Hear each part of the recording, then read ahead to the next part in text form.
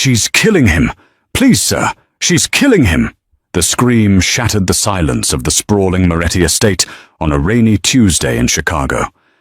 Dante Moretti, the most feared capo in the city, kicked open the heavy oak doors of the nursery, his gun drawn. What he saw froze the blood in his veins. His fiancée, Vivienne, a woman he already suspected of treachery, was leaning over the crib of his 6-month-old nephew, Leo. In her hand, she held a gleaming, silver scalpel.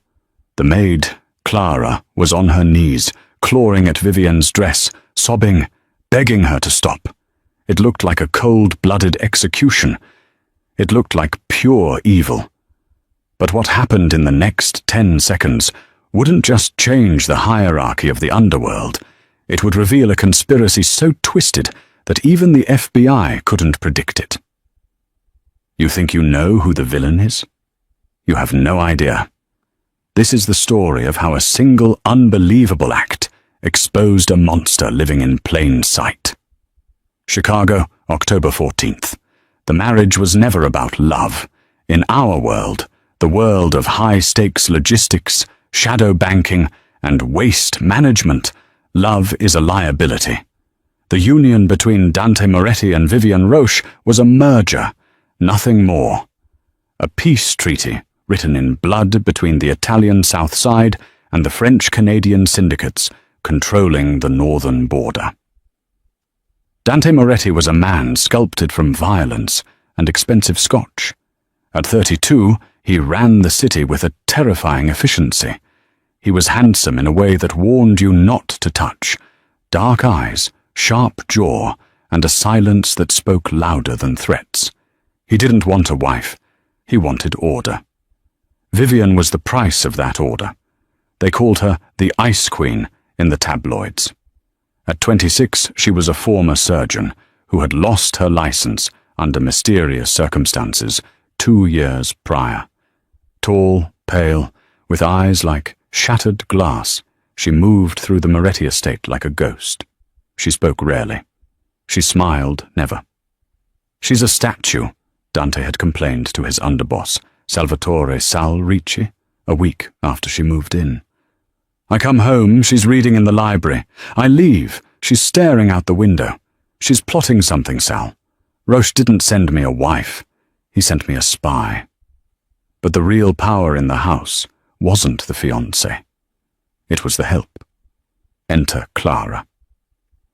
Clara was 24, with bouncing curls, a warm laugh, and a way of making everyone feel at home.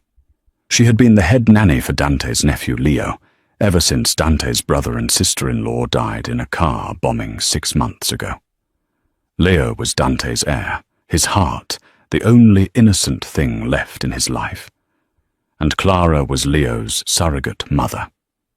Clara was everything Vivienne was not, warm, submissive, and seemingly adoring of Dante. She would leave fresh espresso by his door. She would iron his shirts with a specific lavender starch he liked, and she would look at him with wide, doe-like eyes that whispered promises he was too honorable, or perhaps too busy, to accept. The tension in the house was palpable. The staff loved Clara. They feared Vivienne. "I don't trust her with the baby," Clara whispered to Dante one evening in the kitchen, wiping a tear from her cheek. "Miss Vivienne, she stares at Leo. It's not a loving look, sir. It's clinical, like she's dissecting a frog." Dante's grip on his glass tightened. If she touches a hair on his head, the alliance is over. And she's dead. Vivienne, standing in the shadows of the hallway, heard every word. She didn't cry. She didn't storm in to defend herself. She simply adjusted the silk cuff of her blouse, her face, an unreadable mask, and walked away. She knew something Dante didn't. She knew that warmth could be a mask for fire, and that ice was sometimes the only thing that could stop the bleeding. But she had no proof. Not yet. November the 2nd. The incident began with a rash.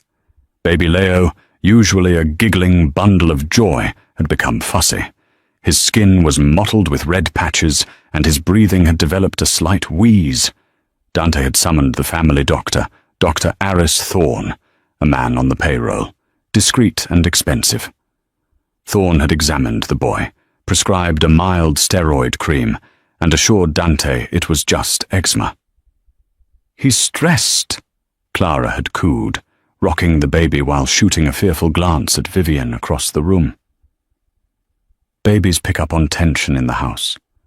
Maybe there's too much negative energy around him. Vivian was sitting in the corner of the nursery, her posture rigid. She stood up, walking over to the crib. "Let me see the rash," Vivian said. Her voice was low, raspy from disuse. "No." Clara pulled the baby back, clutching him tight. "You'll scare him. Sir, please." Dante stepped between them, his chest a wall of muscle. "Back off, Vivian. You're not a doctor anymore, remember?" Vivian looked up at him, her eyes cold but searching. "Thorne is an idiot. That isn't eczema. Look at the petechiae on his neck. It's a reaction to a toxin." "A toxin?" Dante scoffed. "We live in a fortress. Who is poisoning him? You?"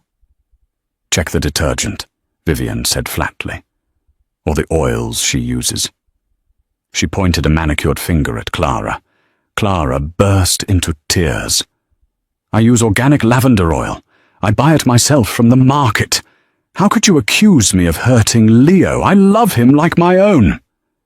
Dante's patience snapped. He grabbed Vivian's arm, perhaps a little too roughly, and marched her to the door. "Get out. Stay out of the nursery. If I see you near him without supervision again, I'm sending you back to your father in a box." Vivian didn't fight him. She let him push her out. But as the door closed, she caught a glimpse of Clara's face, buried in the baby's shoulder. Clara wasn't crying. She was smiling, a small, triumphant smirk that vanished the second Dante turned back around. Vivian went to her room, but she didn't sleep. Instead, she opened her locked suitcase. Inside, hidden beneath layers of silk lingerie, was a small, portable toxicology kit. She hadn't lost her license because of incompetence. She lost it because she refused to let a powerful senator's son die on her table to cover up a crime. She was a surgeon, and she was a scientist. That night, while the house slept, Vivian crept into the laundry room. The air smelled suffocatingly sweet. Lavender. She found the bottle of essential oil Clara used for Leo's bedding. It was labeled organic lavender. Vivian uncorked it and took a sample, dripping it onto a reactive strip from her kit. She waited 3 minutes. The strip didn't turn purple, for lavender. It turned a violent, dark green. Oleander derivative. It wasn't enough to kill an adult, but cumulative exposure to an infant. It would cause respiratory failure, heart arrhythmia, and eventually a cardiac arrest that would look like SIDS, sudden infant death syndrome. Vivian's hands shook. This wasn't negligence. This was a slow assassination. She pocketed the vial.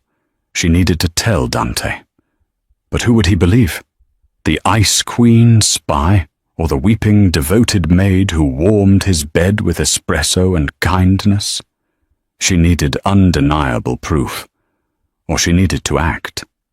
The next morning, the atmosphere in the house shifted. Dante was leaving for a meeting with the commission, a sit-down that would leave the house unguarded by the primary enforcers for 3 hours. "Take care of him," Dante told Clara, kissing Leo's forehead. "I'll be back by noon." "I will, sir. With my life," Clara promised. As Dante's motorcade rolled down the long driveway, Vivian watched from the second-floor balcony. She saw Clara wave goodbye, then turn back toward the house. Clara's demeanor changed instantly. The slumped, submissive shoulders straightened. She pulled a phone from her apron pocket and typed a quick message. Vivian didn't know who the text was for, but she knew the clock was ticking. She went to her closet and changed out of her heels into tactical boots. She strapped a small holster to her thigh, hidden under her dress. She wasn't just a surgeon.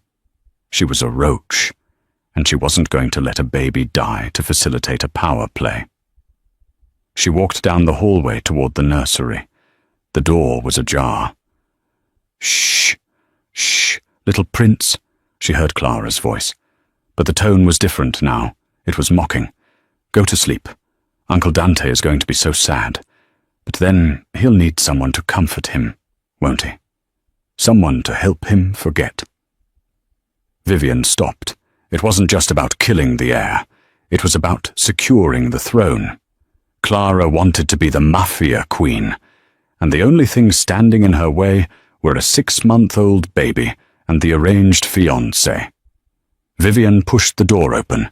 Clara jumped, dropping a pillow she had been holding a little too close to Leo's face. "Miss Vivian!" Clara gasped, her face flushing. "You startled me. You're not supposed to be in here." "Get away from the crib," Vivian said, her voice like steel. "Make me," Clara sneered. The mask dropped completely. "You think he'll believe you? I've been feeding him whispers about your mental instability for weeks. The lonely, barren wife. Jealous of the baby. If something happens to Leo while you're here, who do you think takes the bullet?" Clara reached into the crib. "Don't," Vivian warned. "He's struggling to breathe," Clara said, her voice dripping with fake concern as she pinched the baby's nose for a split second, making him gasp. "Oh no! Help! Someone help!" Clara screamed at the top of her lungs. "Help! She's hurting him! She's crazy!" Vivian knew she had been set up, but looking at the baby, she saw something worse. Leo's lips were turning blue. The cumulative poison was peaking, or Clara had given him a concentrated dose just now. His throat was closing. Anaphylaxis. Vivian didn't think about the optics. She didn't think about Dante's gun or the guards rushing up the stairs. She thought about the airway. She lunged forward, shoving Clara into the wall. She grabbed Leo. He wasn't breathing. "You witch!" Clara screamed, lunging at her. Vivian backhanded her with a force that sent the maid sprawling. Vivian ripped the baby's onesie open. She needed to perform an emergency cricothyrotomy. She didn't have her medical bag. She scanned the room. On the changing table, a silver scalpel, left over from when the doctor lanced a boil last week. No, that was too convenient. Clara had it there. Why? To plant it on Vivian? It didn't matter. Vivian grabbed it. The door burst open.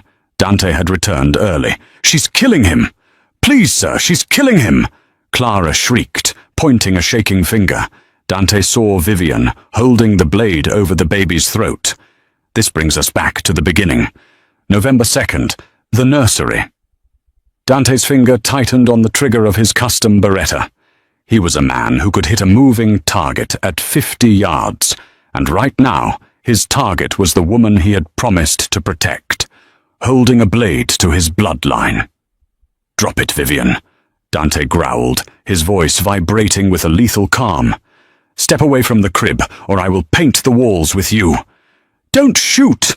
Clara screamed, crawling toward Dante's legs, sobbing hysterically. "She's going to slit his throat. She's crazy. Shoot her, Dante. Shoot her!" Vivian didn't look at Dante. She didn't look at the gun barrel aimed directly at her temple. Her entire world had narrowed down to the small, blue V-shape of skin at the base of Leo's throat. "He's not breathing, Dante," Vivienne said. Her voice wasn't trembling. It was the voice of a surgeon in the OR. Cold, authoritative, detached. "His airway has collapsed due to anaphylactic shock. If I don't create an opening in the next 10 seconds, he is brain dead. In 20, he is gone." "Liar!" Clara shrieked. "She's lying. Just kill her." "I'm giving you 3 seconds," Dante warned, cocking the hammer. 1. Vivian looked at the baby. His chest was still. His lips were the color of a bruised plum. too. Vivian made a choice. She would rather die saving an innocent life than live knowing she let a baby die to save herself. She ignored the gun.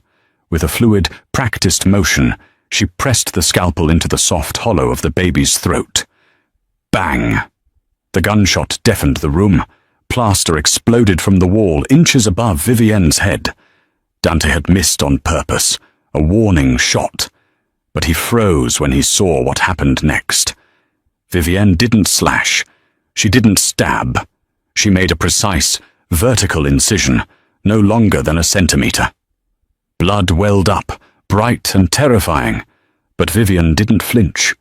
She used her thumb to spread the tissue and inserted the hollow casing of a ballpoint pen she had snatched from the changing table earlier.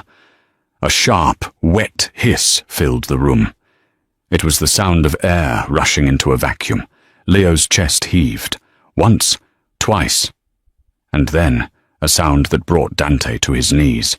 A weak, raspy cry. Vivienne didn't stop.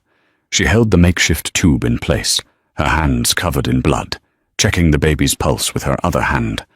She turned her head slowly to face Dante, her eyes blazing with a fury that matched his own. "Call 911, she commanded. "Tell them we have a pediatric airway obstruction, and get this screeching banshee out of my operating room." Dante stood there, the gun lowered to his side, his heart hammering against his ribs. He looked at Clara, who had stopped screaming and was now staring at the baby with a look of pure, unadulterated horror. Not because the baby was hurt, but because the baby was alive. "Sal!" Dante roared, his voice shaking the windows. Salvatore Ricci, the underboss, burst into the room with 2 enforcers. "Boss!" "Get the medics! Now!"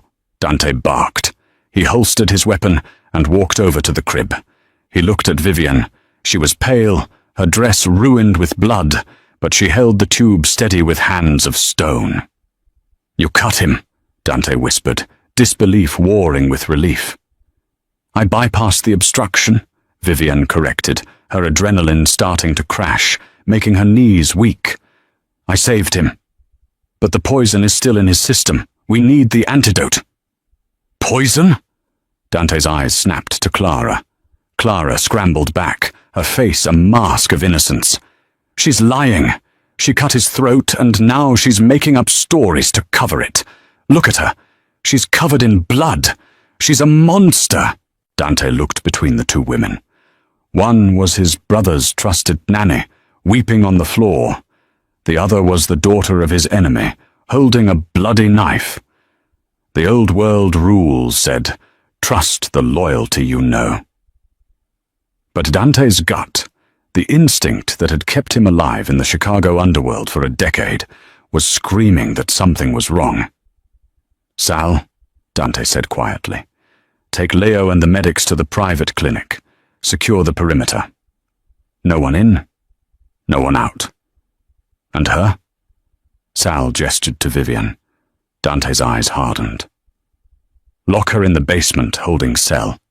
And Clara, confine her to her quarters. Until I figure out who almost killed my nephew, nobody leaves this house." As the guards grabbed Vivienne's arms, she didn't resist. She just looked at Dante. "Check the lavender oil," she said softly as they dragged her away. "Check the oil." November 2nd, 11:00 p.m. The holding cell in the basement of the Moretti estate was not a dungeon, but it wasn't a guest room either. It was a windowless concrete box with a steel door, a cot, and a single light bulb. It was where Dante Moretti broke his enemies. Vivienne sat on the edge of the cot. She had wiped the blood from her hands with the hem of her dress. She was shivering, the adrenaline withdrawal hitting her hard. The heavy steel door groaned open. Dante stepped in. He had removed his suit jacket and rolled up his sleeves, revealing tattoos that marked his rank and history. He brought a chair and sat backward on it, facing her. He looked exhausted. "Leo is stable," Dante said, breaking the silence. "Dr. Thorne says the incision was Textbook. You missed the jugular by millimeters. You saved him. Vivian let out a breath she didn't know she was holding. Good. Thorne also said that if you hadn't cut him, he would have suffocated before the ambulance arrived. Dante leaned forward, his dark eyes searching hers. So, I owe you a debt. But we have a problem, Vivian. The poison, she said. Thorne ran a tox screen. He found traces of inflammation markers, but no specific toxin. He thinks it was a severe allergic reaction. Maybe peanuts? Maybe dust. It wasn't peanuts, Vivian said sharply. It was oleander, Nerium oleander. Specifically, a concentrated distillate mixed into the lavender oil Clara uses on his bedding. It absorbs through the skin. It causes heart failure that mimics natural causes. It's a woman's poison, Dante. Subtle. Slow. Dante rubbed his face. I sent Sal to the laundry room. He found the bottle of lavender oil. Vivian sat up straighter. And he tested it. He even drank a drop of it. Dante's voice dropped an octave. It's just lavender, Vivian. 100% organic essential oil. No poison, no oleander. Vivian felt the blood drain from her face. She switched it. Or, Dante said, his voice hardening, there never was any poison. Maybe you needed to play the hero. Maybe you needed to prove your worth to the family. So you induced a panic attack in the baby and then saved him. I am a surgeon. Vivian stood up, her anger flaring. I took an oath. Do you think I would slice open a 6-month-old infant for attention? I think you're a roach, Dante spat, standing up to tower over her. And your father is known for long cons. Clara has been with us for 2 years. She loved my brother. She loves Leo. You've been here 2 months. Clara is in love with you, Vivian countered, stepping into his space.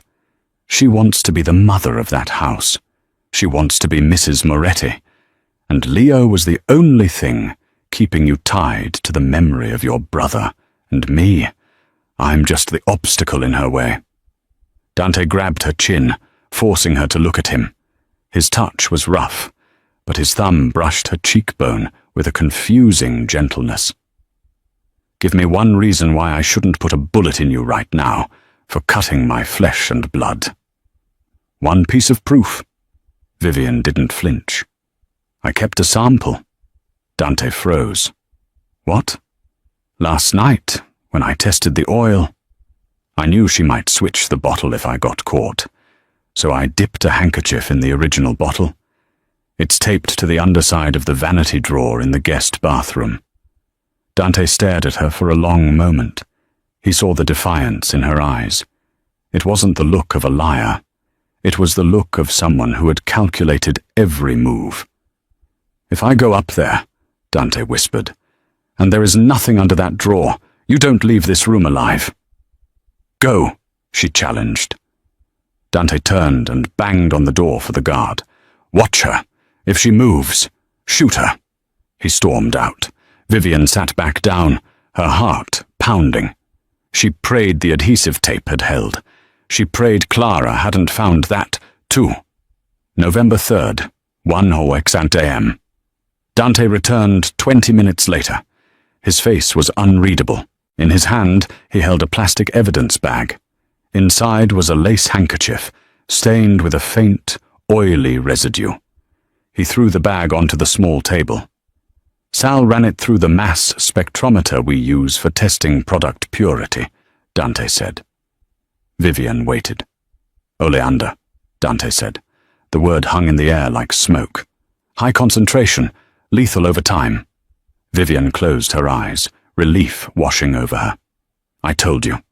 Dante paced the small cell, his energy shifting from aggression to a predatory focus. So the maid tries to kill the heir. She frames the fiancé. She waits for the baby to die so she can comfort the grieving uncle. He laughed, a dark, humorless sound. It's almost poetic. But there's a problem, What problem? Clara is a nobody, Dante said. She's a girl from the suburbs, nursing school dropout. How does a suburban girl get her hands on military-grade oleander distillate? That's not something you buy at the grocery store. That's synthesized. That's professional. Vivian frowned. You think she has a backer? I think she's not Clara from the suburbs, Dante said.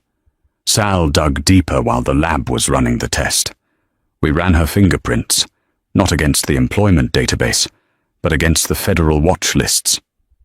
Dante leaned in close, his voice a dangerous whisper. Her name isn't Clara. It's the Sparrow. She's a freelance cleaner. She specializes in accidental deaths for high-net-worth families. And guess who wired $50,000 to an offshore account in her name 3 days ago? Vivian's mind raced. Who? Your father, Dante said. The world stopped. Vivian felt like she had been punched in the gut. No, that's impossible. My father arranged this marriage.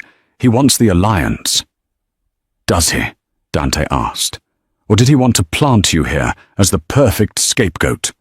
If Leo dies, and you are found with the weapon, I kill you. The alliance breaks. The Roche family claims I murdered their daughter in a rage. They go to war with the moral high ground, and they take my territory while I'm fighting the feds. Vivian sank back onto the cot. It made perfect, sickening sense. Her father, Henri Roche, was a ruthless tactician. He had never loved her. She was just a pawn.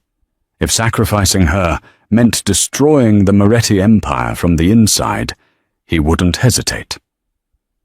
So, Vivian whispered, her voice trembling, what happens now? Do you kill me because I'm a Roche? Dante looked at her, really looked at her. He saw the blood on her dress. Blood she spilled to save his nephew, defying her own father's plot. He saw the intelligence in her eyes. He unlocked the cell door. No, Dante said, extending a hand to her. You saved Leo. You went against your blood to save mine. That makes you Moretti now. Vivienne hesitated, then placed her hand in his. His grip was warm and solid. We're going upstairs, Dante said, a cold smile playing on his lips. Clara, or whatever her name is, thinks she won. She thinks you're in here screaming. She thinks I'm grieving. What are we going to do? Vivienne asked. We're going to put on a show, Dante said. And then we're going to make them wish they never touched a child of this family. Upstairs in the master suite. Clara was pacing the floor of the nursery, which was now empty. She was texting furiously on a burner phone. Target survived. Complications. The fiancé intervened, requesting extraction. She hit send. Suddenly, the hallway lights flickered and died. The house went pitch black. Clara froze. She reached for the gun she kept taped behind the changing table. A Glock 19. Going somewhere, Clara? Dante's voice came from the darkness of the doorway. Sir, Clara stammered, raising the gun. I heard a noise. Is she gone? Is the witch gone? A lighter flicked on. The small flame illuminated Dante's face. He looked like a demon rising from hell, and standing right beside him, holding a very large, very sharp surgical bone saw, was Vivienne. The witch is right here, Vivienne said calmly, and she's ready to operate. Clara panicked. She raised the gun to fire at Dante, but she was too slow. A shadow moved behind her. Sal Ricci emerged from the bathroom, wrapping a garrote wire around Clara's wrists, yanking the gun away. Let me go, Clara screamed, kicking and thrashing. You don't know who I work for. You start a war if you touch me. Dante stepped into the room, the lighter illuminating the cold fury in his eyes. The war already started, Dante said. You just didn't realize you were on the losing side. He turned to Vivian. She's all yours, Kara. Find out where your father is hiding. Use whatever tools you need. Vivian stepped forward, the bone saw gleaming in the flickering light. She looked at the woman who had tried to suffocate an innocent baby. "I need to know exactly what dose you gave him," Vivienne said, her voice clinical and terrifying. "And I'm going to peel back every layer of lies until I find the truth.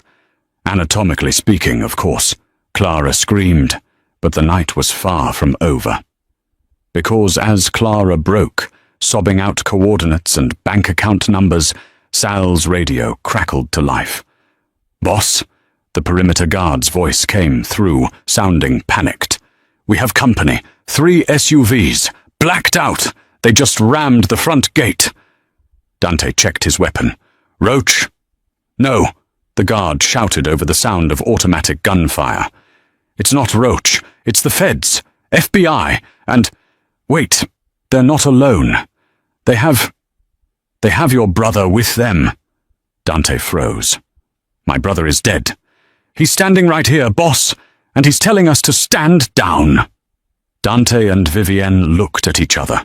The conspiracy wasn't just about a rival family or a treacherous father. The dead man had returned, and he wanted his throne back.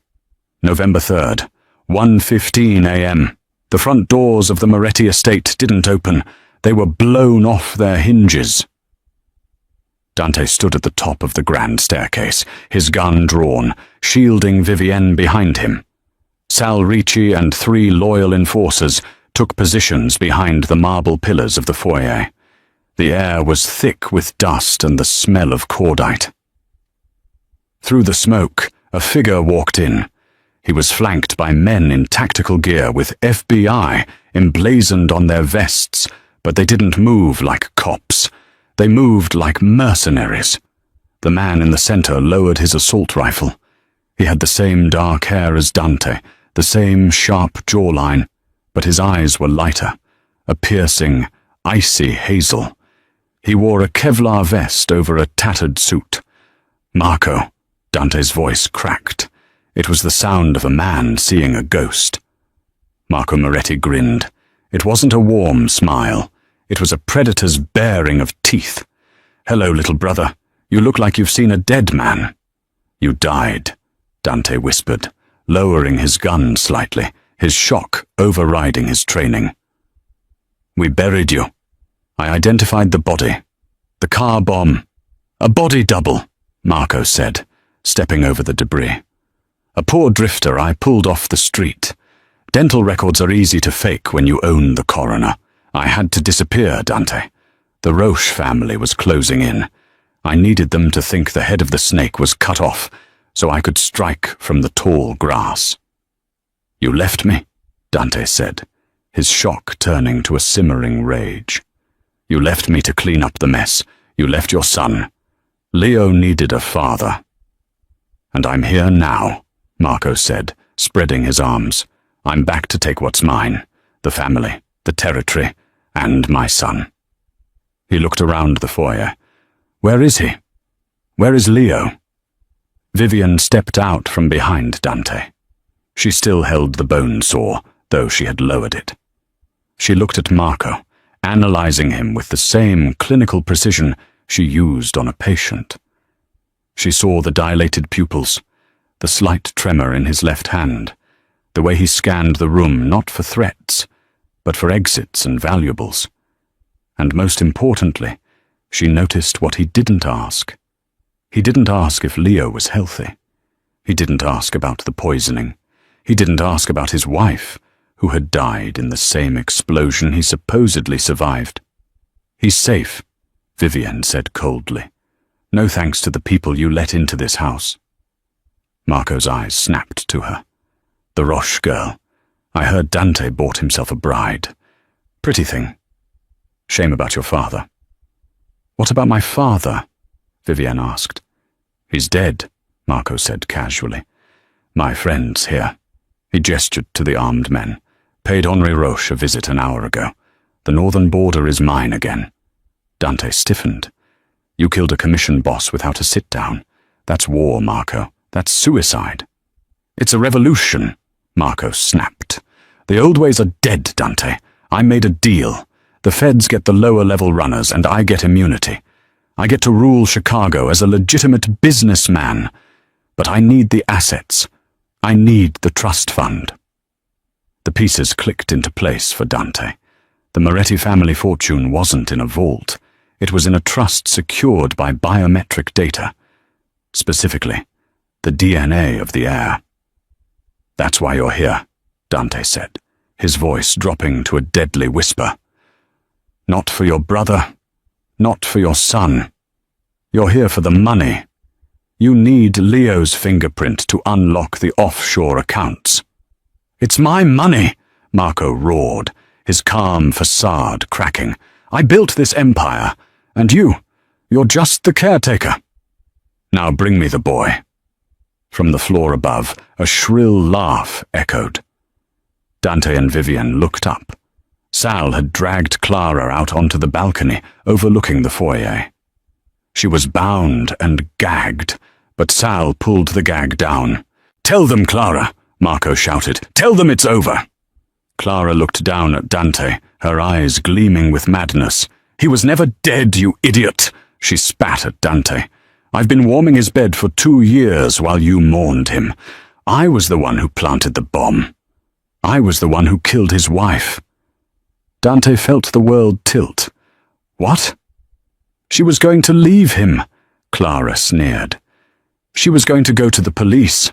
Marco needed her gone. He needed a fresh start. So we blew her up, and we would have gotten away with it if you hadn't been so stubborn about guarding the brat." Vivian looked at Marco with pure disgust. "You killed your own wife? You let this woman poison your own son just to frame me and create chaos?"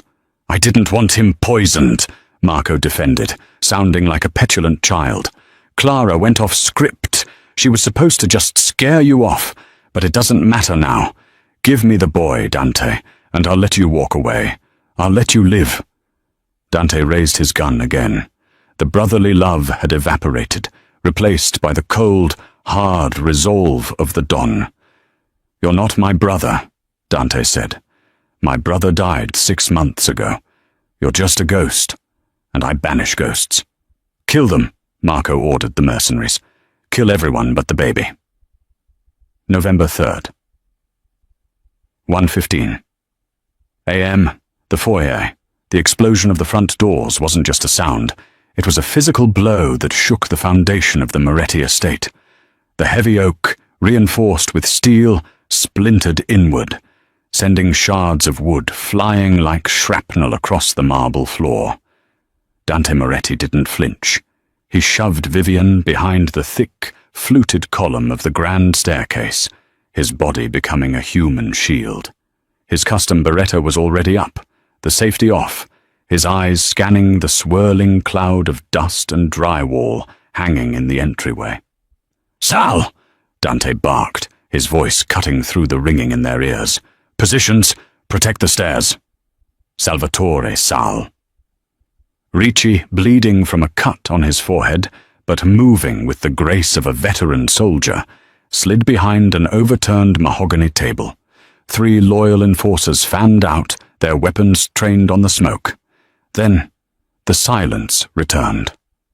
A heavy, suffocating silence. Through the haze, footsteps echoed. Click, clack, click. Not the hurried steps of a tactical team, but the arrogant, leisurely stride of a man who owns the ground he walks on. A silhouette emerged. He was flanked by 6 men in full tactical gear, black helmets, body armor, suppressed assault rifles. But the man in the center wore a tattered, dust-covered suit. He held an assault rifle loosely in one hand, the barrel pointing at the floor. As the dust settled, the face became clear. Dante felt the blood drain from his extremities. His heart, usually a steady drum in the face of death, skipped a beat. It was a face he had kissed in a coffin 6 months ago. It was a face he had wept over. "Marco," Dante whispered. The name felt like glass in his throat. Marco Moretti stopped 10 feet inside the foyer. He looked older, gaunter, his eyes rimmed with red, but the cruel curve of his mouth was unmistakable. He smiled, and it was like looking at a wolf baring its teeth. "Hello, little brother," Marco said. His voice was raspy, damaged from the smoke, but commanding. "You look like you've seen a ghost. Put the gun down. You know you can't shoot me." "You're dead," Dante said, his voice rising, fighting the shock that threatened to paralyze him. "I buried you. I identified the dental records, the car bomb.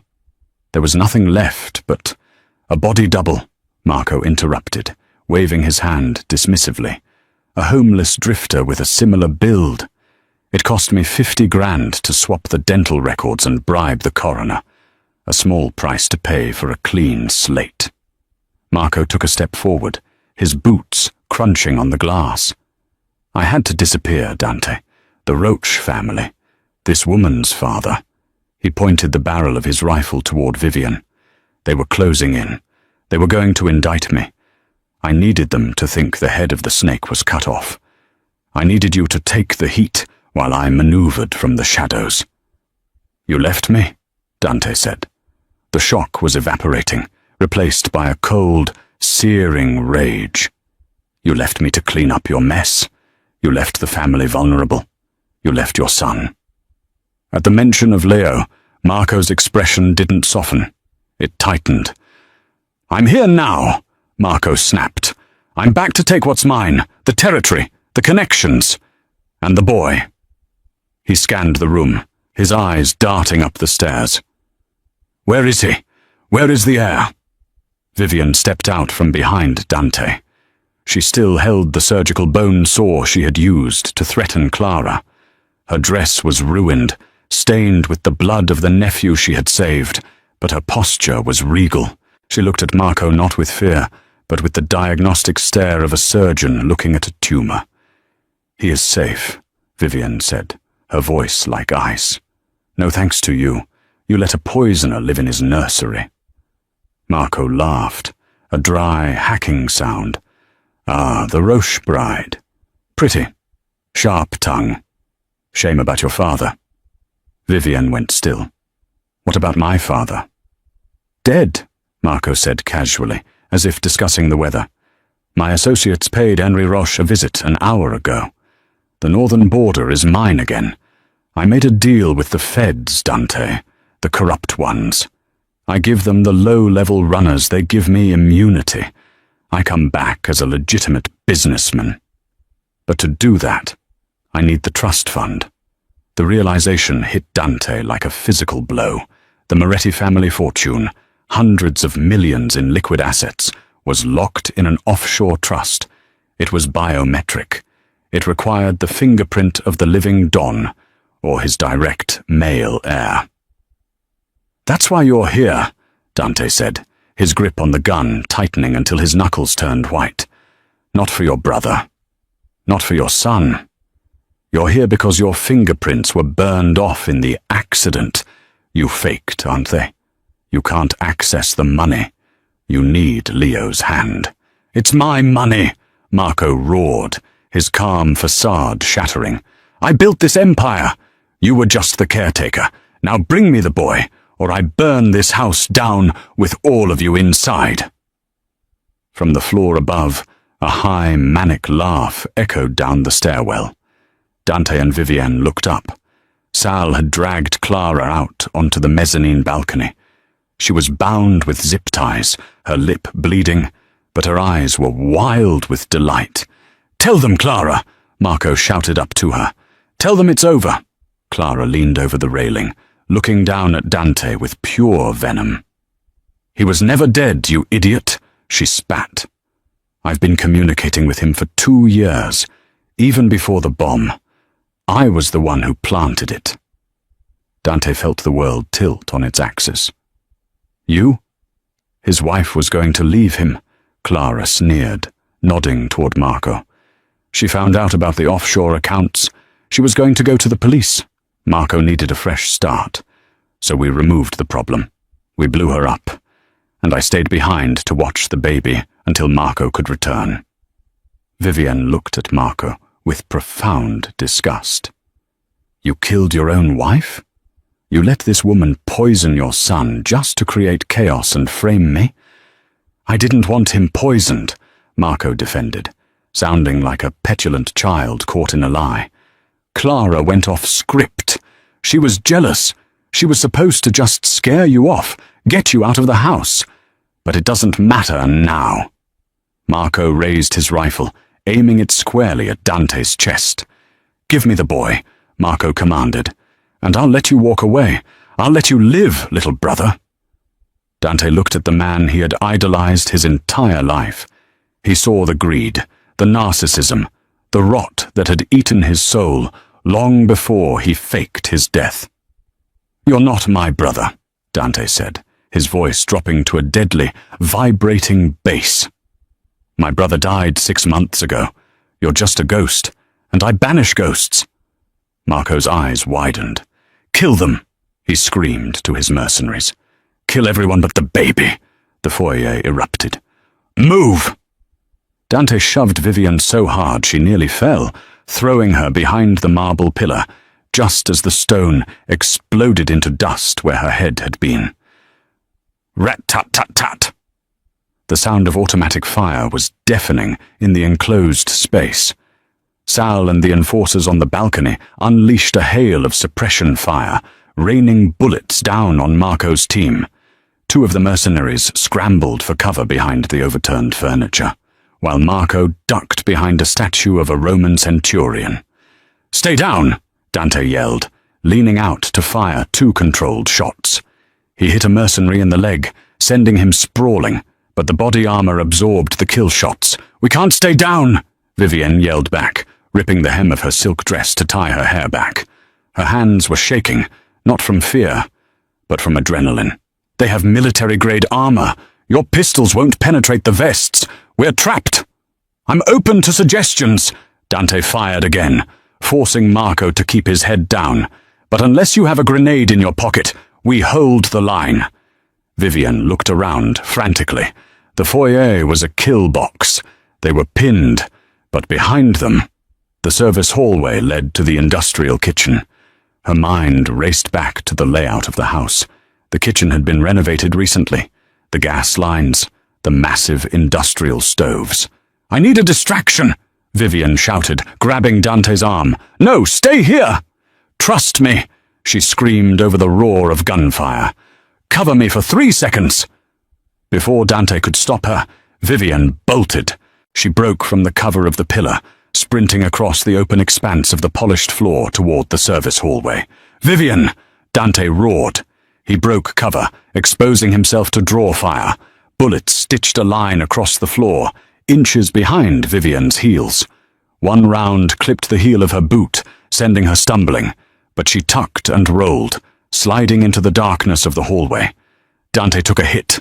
A round grazed his left shoulder, tearing through the suit jacket and flesh. He grunted, the impact spinning him back behind the pillar. He clutched his arm, blood seeping through his fingers. Boss! You hit? Sal shouted from the balcony. Focus on the door, Dante yelled back, gritting his teeth against the searing pain. Vivian scrambled into the kitchen. It was dark, illuminated only by the moonlight filtering through the high windows. She could hear the battle raging in the foyer, the screams, the gunfire. She ran to the main gas valve behind the 6-burner stove. She didn't just turn it, she kicked the pipe until the coupling fractured. A high-pitched hiss filled the room, instantly followed by the suffocating, rotten egg smell of mercaptan. The gas was pouring out at high pressure. She needed an ignition source. She scanned the room. The pilot lights were out. She ripped open the emergency drawer near the pantry. Flashlight, first aid, flares. She grabbed a red road flare. She could hear boots in the hallway. One of the mercenaries was coming for her. Vivian backed up toward the laundry chute, a narrow metal tunnel that dropped to the basement laundry room. Come out, little girl! A voice growled from the hallway. Vivian struck the flare. It sparked, then erupted into a blinding, sizzling red light. She didn't hesitate. She tossed the flare toward the hissing stove and dove headfirst into the laundry chute. Boom! The explosion was catastrophic. The accumulated gas ignited with the force of a bomb. The blast wave tore through the service hallway, blowing the kitchen doors off their hinges and sending a fireball rolling into the foyer. The shockwave shattered every window on the first floor. In the foyer, the ground shook. Marco and his men were thrown off their feet. The mercenary in the hallway was vaporized. Debris rained down. Plaster, wood, glass. The gunfire stopped instantly, replaced by the crackle of flames and the groans of the injured. Dante coughed, pushing a piece of drywall off his legs. His ears were ringing so loudly he couldn't hear his own breathing. He blinked the dust from his eyes. The foyer was a ruin. The fires from the kitchen were casting long, dancing shadows across the debris. In the center of the destruction, a figure stirred. Marco staggered to his feet. His Kevlar vest had saved him from the shrapnel, but he was disoriented. His expensive rifle was gone, buried under the rubble. He looked around wildly, his face masked in soot and blood. Dante stood up. His left arm hung uselessly at his side, blood dripping onto the marble, but his right hand was empty. He didn't reach for his gun. He walked toward Marco. Marco saw him coming. Panic, primal and ugly, flashed in his eyes. He reached into his boot and pulled out a combat knife, a jagged, serrated blade. "It's mine!" Marco screamed, his voice cracking. "It was always mine! I am the firstborn!" Marco lunged, a desperate, clumsy strike aimed at Dante's throat. Dante didn't back down. He stepped into the strike. He caught Marco's wrist with his good hand, his grip like a steel vice. Marco's eyes widened. He tried to pull back, but Dante was immovable. "You killed her!" Dante growled, his face inches from his brother's. "You killed your wife. You tried to kill my fiancée." Dante twisted. There was a wet, sickening snap of bone. Marco screamed, dropping the knife. He fell to his knees, clutching his broken wrist. Dante didn't stop. He kicked Marco in the chest, sending him sprawling onto his back. Dante straddled him, pinning him to the ground. He raised his fist and brought it down. Thud. "That's for Leo," Dante said, his voice devoid of emotion. Thud. "That's for your wife." Marco was sobbing now, blood bubbling from his split lip. I made you," he wheezed. "I am your blood." Dante paused, his fist hovering. He looked down at the man beneath him. A pathetic, broken creature who would burn the world to save himself. "No," Dante whispered. "You're a disease, and I've cut you out." Dante stood up. He didn't kill him. Death was too quick. Death was an escape. "Sal!" Dante shouted, his voice hoarse. Sal emerged from the smoke, limping but alive. He had Clara by the hair, dragging her down the stairs. "Boss, zip-tie him," Dante ordered, pointing at Marco. "Call our contact at the FBI, the real FBI. Tell them we have the domestic terrorist responsible for the car bombings 6 months ago. Hand over all the evidence Clara provided. Let him rot in a solitary cell at ADX Florence for the rest of his miserable life." Dante turned away from his brother's pleading eyes. He scanned the room, panic rising in his chest. "Vivian!" A cough echoed from the basement door. Vivian stumbled out, covered in soot, her hair wild, coughing up smoke. She looked like a disaster, and she was the most beautiful thing Dante had ever seen. He crossed the room in 3 long strides, ignoring the pain in his shoulder. He grabbed her face with his good hand, searching her eyes. "You blew up my kitchen," he choked out, a laugh bubbling up through the pain. "I didn't like the tile," she rasped, a weak smile touching her lips. Dante pulled her into him, burying his face in her neck. They held each other in the ruins of the house, surrounded by fire and wreckage, but standing on solid ground for the first time. "It's over," he whispered against her skin. "It's finally over." 3 months later. February 14th. Chicago. The nursery was bathed in the soft, pale light of winter. Outside, snow fell silently on the city, blanketing the scars of the past in white. Inside, the room was warm. The walls had been repainted a soft sage green. The crib was new. Leo sat up, clutching a stuffed bear, babbling happily at the mobile spinning above him.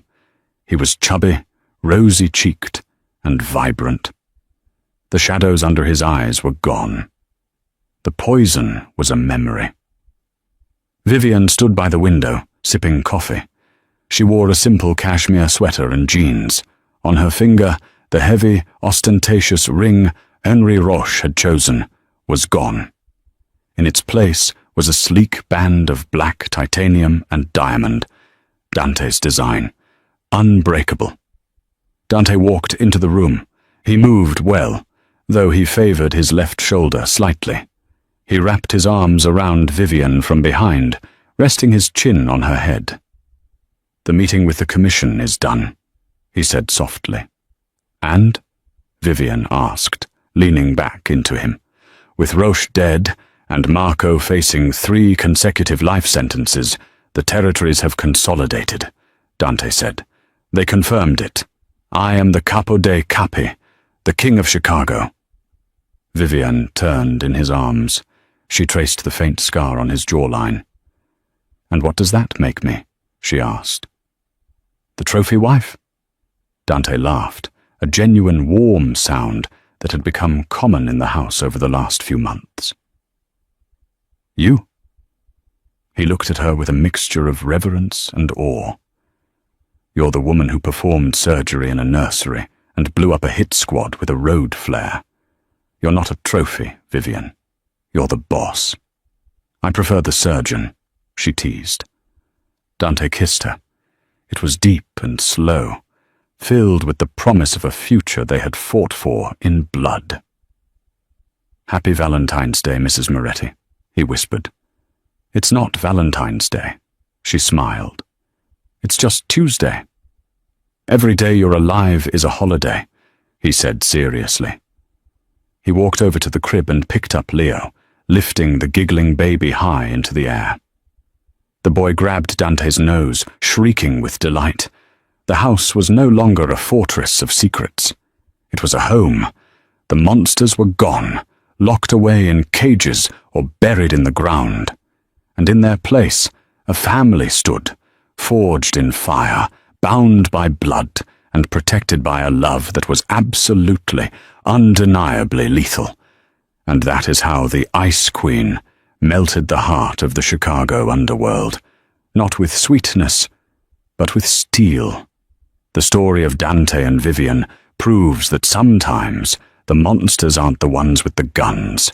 They're the ones smiling at you from across the dinner table. It reminds us that trust isn't given. It's forged in the fire of adversity. Vivian Roche didn't just save a baby. She saved a family from its own rotten core. What would you have done in Vivian's shoes? Would you have risked your life for a child that wasn't yours, in a house full of enemies? Let me know in the comments below. If this story had you on the edge of your seat, please hit that like button. It really helps the channel grow and tells me you want more Mafia romances and thriller stories. Don't forget to subscribe and ring the notification bell so you never miss a new episode. I have a darker, even more twisted story coming next week about a billionaire who bought a wife only to find out she was an undercover assassin. You do not want to miss it.